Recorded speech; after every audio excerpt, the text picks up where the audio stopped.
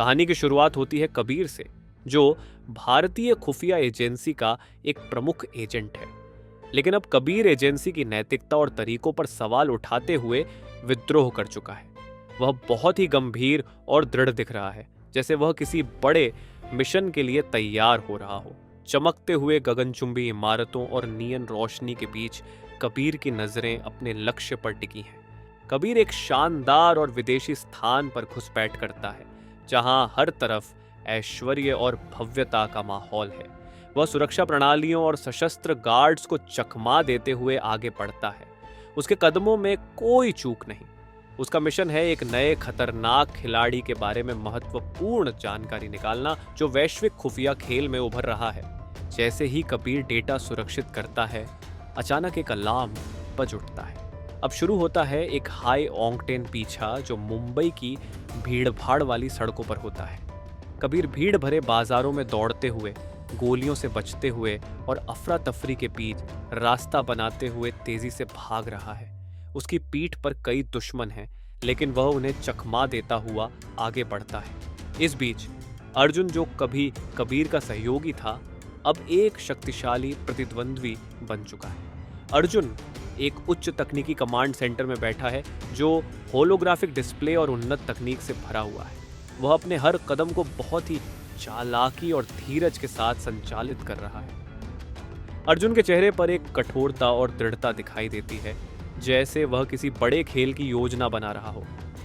दूसरी ओर डॉक्टर रैना, एक प्रतिभाशाली वैज्ञानिक, अपनी उच्च तकनीकी प्रयोगशाला में काम कर रही है। वह एक महत्वपूर्ण AI तकनीक पर काम कर रही है, जिसे अर्जुन अपने योजनाओं के लिए शोषित करना चाहता है। डॉक्टर रैना का काम इस कहानी में एक महत्वपूर्ण मोड़ ला सकता है। कबीर अब एक मंद रोशनी वाले कमरे में है। उसके चारों ओर उच्च तकनीकी खुफिया उपकरण और होलोग्राफिक डिस्प्ले हैं। वह उस डेटा को डिकोड कर रहा है जिसे उसने प्राप्त किया था, अर्जुन की खतरनाक योजनाओं का खुलासा करते हुए और खतरे की पूरी सीमा को समझते हुए।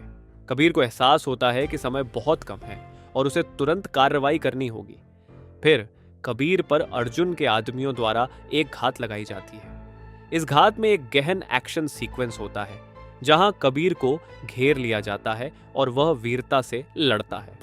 उसके दुश्मनों की संख्या ज्यादा है, लेकिन कबीर हार मानने वालों में से नहीं है। उसकी स्थिति तेजी से गंभीर हो जाती है और ऐसा लगता है जैसे अब उसके पास बचने का कोई रास्ता नहीं है। और फिर जैसे ही सारी उम्मीदें खत्म होती नजर आती हैं, पठान एक हेलीकॉप्टर पर नाटकीय प्रवेश करता है। हेलीकॉप्टर उच्च तकनीकी, उच्च सुरक्षा वाली सुविधा के ऊपर मंडराता है और पठान उतरते ही गोलियों की बौछार करता है, लड़ाई का पासा पलटते हुए। पठान के आगमन से कबीर को नई ताकत मिलती है और वे दोनों मिलकर दुश्मनों का सामना करते हैं। कहानी अपने चरम पर पहुंचती है जब कबीर और अर्जुन का आमना सामना होता है। दोनों के बीच एक घमासान द्वंद्व होता है, जिसमें मार्शल आर्ट और युद्ध कौशल की तीव्रता दिखाई देती है।